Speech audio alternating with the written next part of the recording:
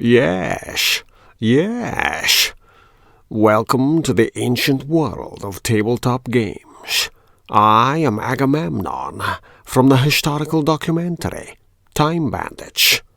This is a report from a fugitive.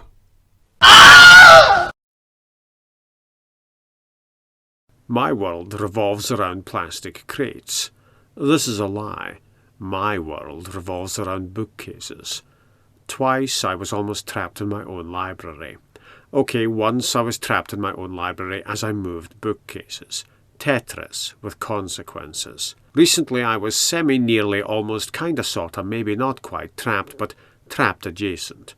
That's twice now. Third time's the charm. If you never hear from me again, I'm behind a bookcase that's in a jaunty diagonal position. You'll hear the crunch of chocolate and the slurp of coffee. I'll be okay. Bookcases.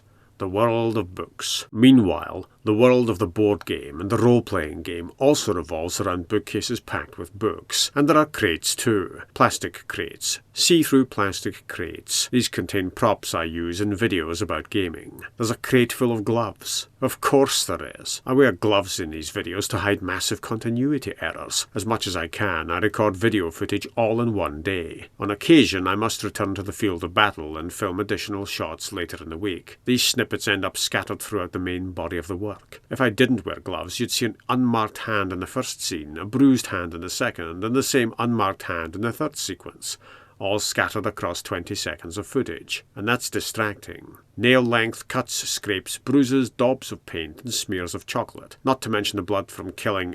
smears of chocolate. These are all covered by gloves. Gloves wear out. If you're making videos, make sure you have spares for just about everything. Yes, I have a box of gloves. I don't have a glove of boxes. Sounds like a magic item you'd pick up in Dungeons & Dragons. The glove of boxes at first appears to be an ordinary boxing glove.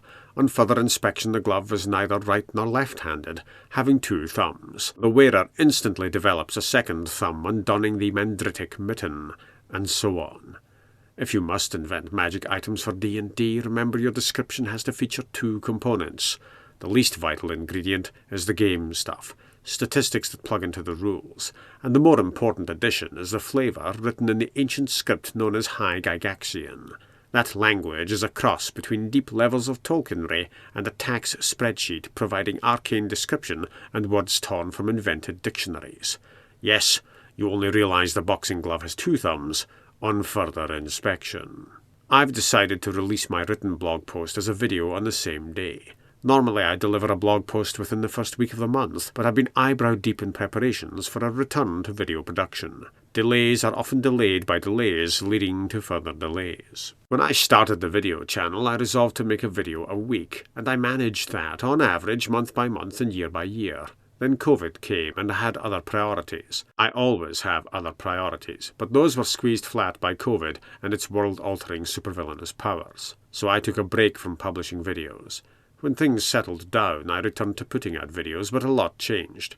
Away from the grind of editing, I worked on the video studio itself. I made the place safer for a start. Cables snaked into the foreground for the most part. Safer now. I eliminated or repositioned overhead lighting and moved tripod-mounted lights out to the fringes where I couldn't stumble over anything. There was a small matter of shifting the entire studio from one wall to another for convenience. Been there, done that, and worn out the t-shirt. And then I had a rethink about making and editing videos. After 2 breaks, it's time to return. I still made a bunch of videos on my second break, but pressure of time didn't leave any room for editing. Sometimes the best thing to do is realize that you should walk away, and then walk away. There were modest collaborations on the channel, but so much stood in the way of a collaboration I'd announced back when the dinosaurs ruled the earth. Finally, I'm in a position to collaborate with I Drank the Seawater on projects about board gaming with Tourette Syndrome. This may be the start of a series on board gaming with neurodiversity in general. We shall see. What else changed? I accidentally helped found yet another role-playing group. This one is online and risk-free when it comes to disease. If the players want to give me COVID, well, they don't want to give me COVID. They are self-described soft eggs and great noodles.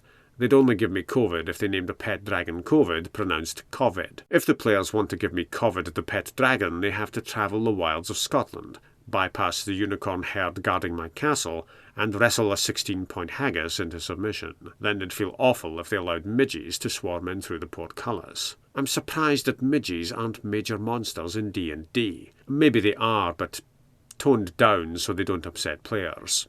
Our time is never our own, it is true.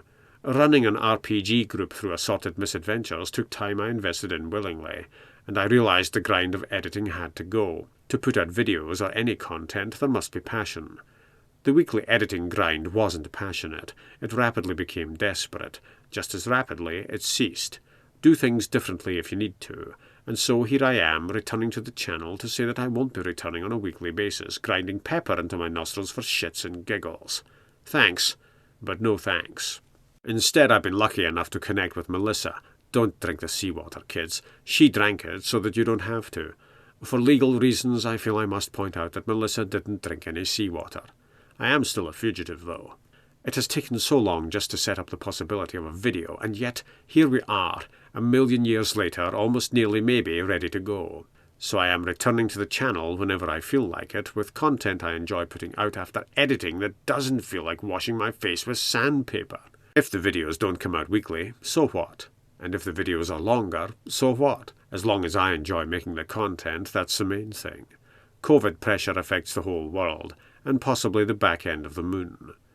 What to expect then? I have something of a backlog to deal with, and it isn't a great backlog. I saved space in my boardgaming shelves. It is cheaper by far to create your own board game organisers than it is to buy in dedicated equipment. But adding a compartmented plastic box to each game on the shelf really packs those shelves out in no time. Through gritted teeth and paying eye-watering postage, you purchase a game organiser that fits snugly inside the box. Congratulations, you just saved space, and liberated a compartmented box for recycling as a storage container for even more D&D figures. I bought game organisers in different materials. They are 3D printed or laser cut from wood. I even have that mock polystyrene stuff. Oh, and there's a wooden crate. And there are videos unassembled. They still need editing, and they also require a narrative. I found it difficult to say anything interesting about the assembly of wooden organisers after assembling loads of wooden organisers. Mind the glue as you wedge these bits together. Don't build that part the wrong way around as I did. Watch your fingers. I'll find some way to say something, preferably brief, witty, and entertaining, about the problem of organising game bits and pieces in reasonable order inside boxes. You'd think I wouldn't bother at all, given the obvious thing. This video channel is set up for gaming online. Any players who rock up to the table do so digitally. Game organisers make it easier to set up a game and put it away again. Are game organisers better? Quicker. More seductive. But here's the obvious thing. I'm not setting up a game for visitors who walk in through the door bringing COVID with them. It doesn't matter if I spend an age to set a game up. I also take camera layouts and props into consideration.